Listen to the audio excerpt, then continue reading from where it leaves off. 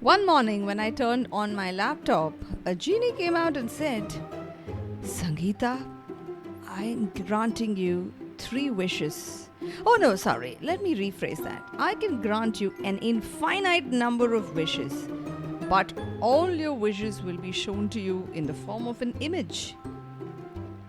I wasn't exactly sure what the genie meant. So I said, okay, genie, if all you can do is, show me a picture of whatever I ask you for, how about you show me a picture of a pineapple wearing a cowboy hat? And the genie said, easy peasy lemon squeezy. And there it was, a lovely pineapple wearing a nice little cowboy hat, and it was even riding a horse. And then I asked the genie, how about a picture of a unicorn riding a bicycle? Apparently, it was no big deal, but it took about 30-45 seconds, and then, right there on my laptop, was a picture of a beautiful white unicorn, something like the unicorn in the Forbidden Forest of Harry Potter. And it was seated on a lovely little purple bicycle with a basket in front of it. Hi there, you're listening to What's New Today, a kids and family podcast channel about current events shaping our world.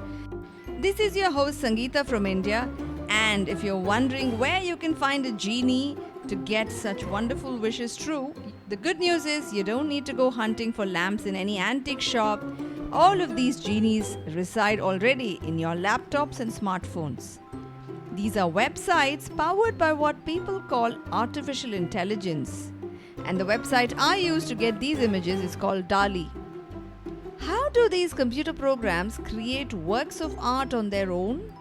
And what does it mean for the livelihoods of artists? To talk about these, I am joined by... Hi, my name is Vidyut and I'm 11 years old. I currently live in Chennai, India. Hi, my name is Rishit Verma and I'm 11 years old. I currently live in Indrapuram, Ghaziabad, India. My school's name is Alcon Public School. Hi, Sangi. Hi, Vidyut. Hi, Rashid. This is Rupa here. I'm from Bangalore. So I'm a marketeer by profession, and I do art because it just comes from heart as a hobby. So that's me. Welcome, all three of you. Looks like we have people of slightly varied interests. So just for our listeners to understand what our respective interests are, Rishit, what kind of art do you do? I do all types of art, but my favorite one is shading because it can get I can get the most out of it. You're talking about pencil shading? Yes, ma'am. Wow. Nice. Vidyut, do you have any interest at all in holding a sketch pen or a pen and drawing something? Kind of, because I use Nebo a lot to draw.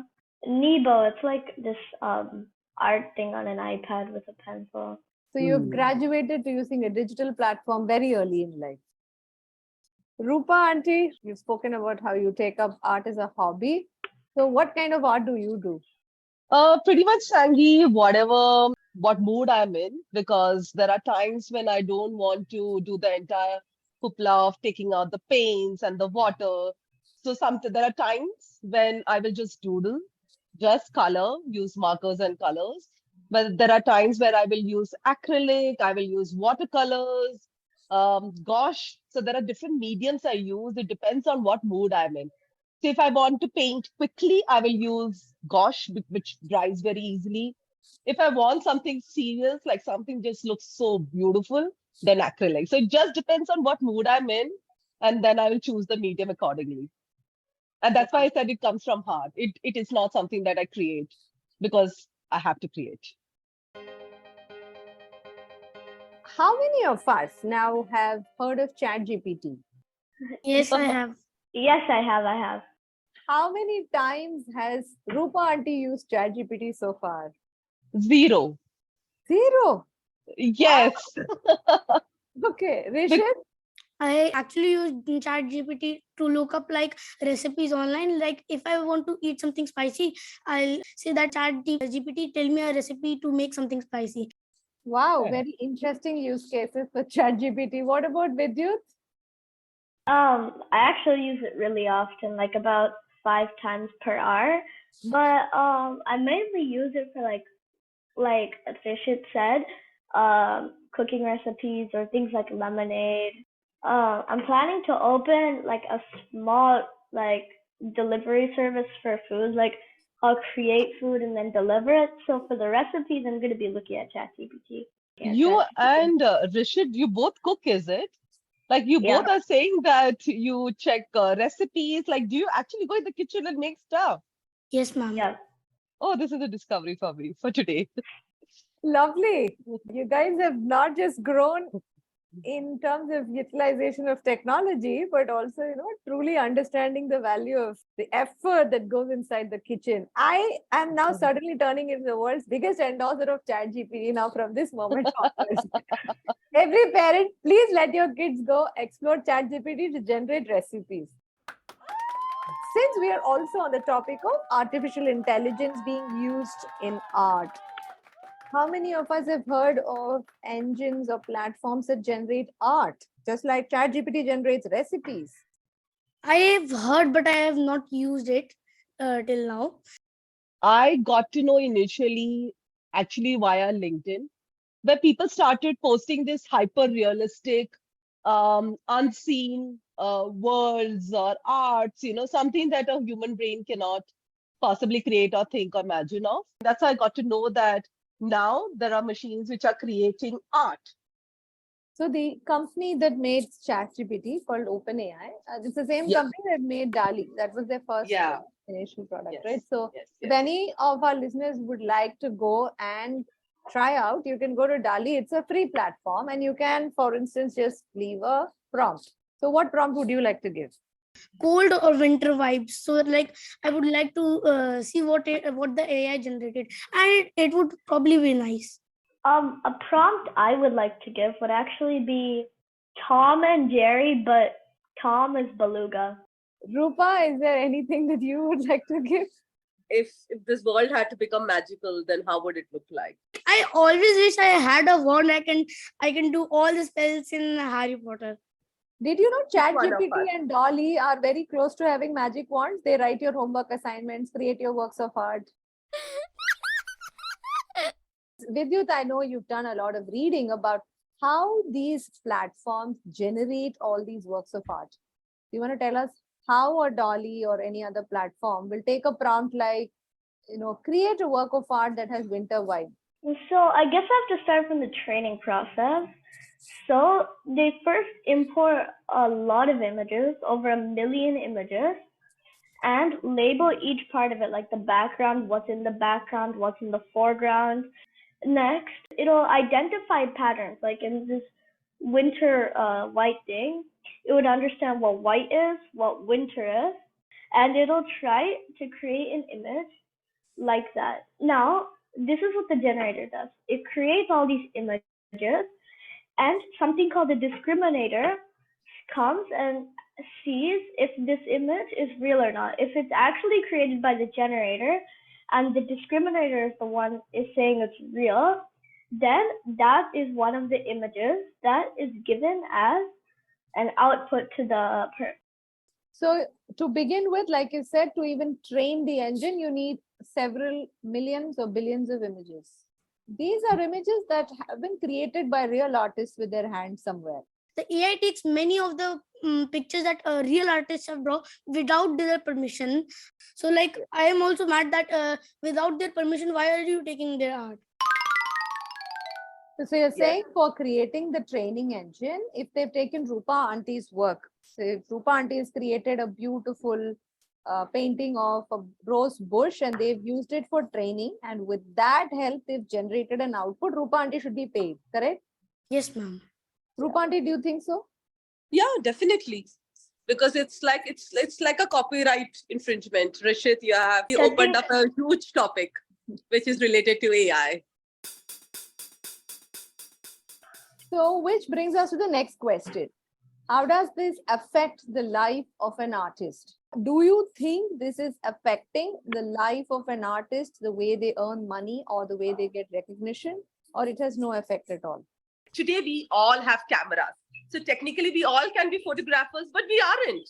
The photographers know how the light has to be, how the subject has to be, how the composition has to be. So today, you still, if you want a photo shoot, you will go to a photographer to hire his skills and not necessarily rely on your camera. So I feel the use cases or how the artist output has to be used might change over a period of time, but it's not going to die. Like everyone is trying to profess that, artist it's a dying profession. That's my take, but I'm very keen on listening to Rishit and Vidyut, what they have to say.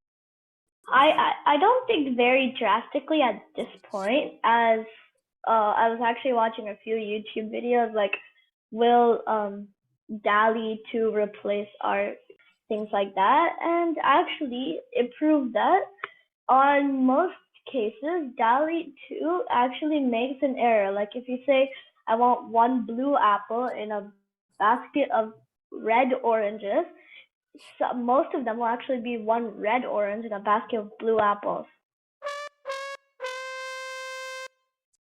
Rishit, you were very worried. You thought that all these artificial intelligence platforms should be either banned or they should pay the artists. Do you feel that way still? If the AI generators take permission from the people who have they taken the pictures from, that would be nice. But AI generators are not doing that. So for now, they should be banned. Or personally, there should be laws to govern this. Like they should give credit to the artists. They have done hard work and made the paintings. Like Leonardo da Vinci, took him 4 years to make the Mona Lisa. 4 years just processed in less than a minute and just no credits. That would not be nice. What does Vidyu think? Well, I think Rishit has a point that I value quite a bit, but the thing is, in most cases, like DALL-E 2, they actually do give credit. If you double click on it, it'll show a pop-up image, and then on the bottom, it'll show all the artists who created the images that this was based off of. Every single image? Not every single, like the main ones that it was based off of. Yeah, but the engine has been trained basically using several millions. It probably can't mention all of those, right? Yeah. If you are using the image, then there has to be, I think, possibly a way of like royalty system to be in place so that the artist doesn't lose out money because of the output that he or she has created. Okay, so before we wrap up, here's my last question. If y'all have to use a DALL-E or any other artificial intelligence for creating works of art, what would you use it for? Would it be for homework assignments or something to inspire you? Not for homework assignment, but for inspiring me. I would say how the artist made it. Also, AI generators, they are not my enemies. I would take as inspiration. So many people I know search a painting what they want to draw and just show it to mama or papa that see, I have made a painting. Wow, very interesting. So like my idea is basically get inspired by this. I'll try to make something like it in Photoshop, but not exactly it. And then using that, I'll probably make an NFT from it and sell it or something. Rupa auntie, last words. How do you think you might use? Would you ever use? No, unlikely, because I think for me, art is also the process of creating the art, right? So the entire process of painting and sketching and doodling, it's a meditative, creative process by itself. So I will never let go of it. But I will be curious to see what it throws out. It's just to see what kind of forms and imagination it comes out with, because it's an algorithm, right? Because every prompt can create various output from each AI, right? So just to see what can be produced, maybe that's the only way I might go on that. Rishit, you want to say something? As Rupa ma'am said that an artist's drawing comes from his heart. So like an AI can't do that because it does not have an heart. It has no feelings. And like artists like Rupa ma'am, they have feelings and they can make wonderful drawings. On that very interesting note, we'll come to the next interesting part of this episode. quiz time.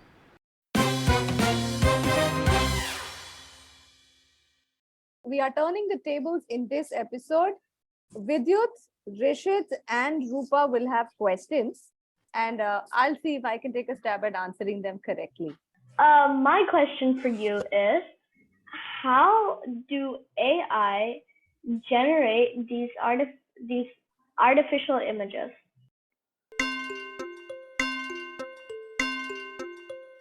Okay, my short answer to that is these AI engines, they take millions of images and then that engine automatically learns. These are the elements that have gone into this image. And if somebody else wants to create a new image and they give a prompt, please create a basket of oranges sitting on a table, in a winter setting. It will take all those elements and recreate a new image. Was I right, Vidyut? Yeah, that was perfectly correct. Thank Clap, God, clap. I'm relieved.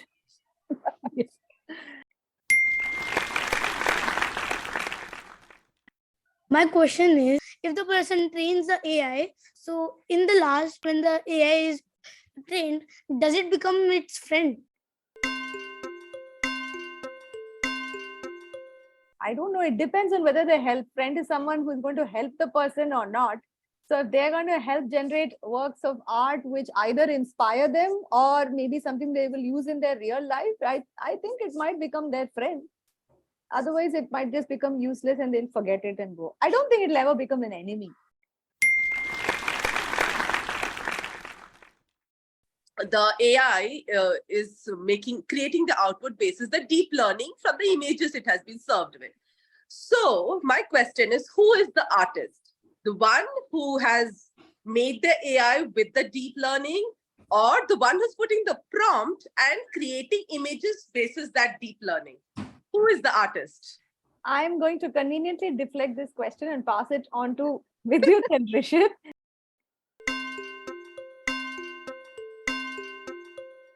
In my opinion, I think the AI would actually become the artist, as the person who's giving the prompts only telling it what to make, but the AI is actually making it. Say, I would give the answer same as with you. The person is just giving it a command, and the picture who's creating is the AI.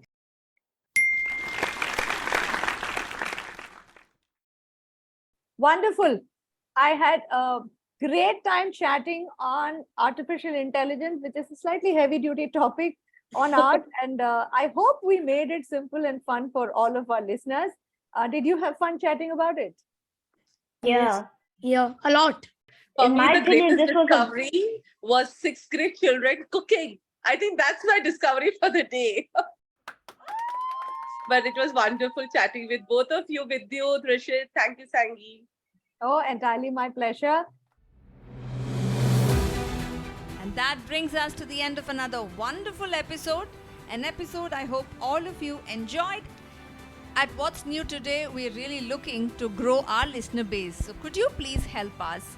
All you need to do is click that follow or subscribe button wherever you're listening to this podcast, and do leave us a rating and a review. New episodes drop every Monday and Friday. And if you're one of those that would like to get a quick beep or a prompt or a heads up every time a new episode is released on your WhatsApp, there's a link to a WhatsApp community in the show notes below. Thanks for listening.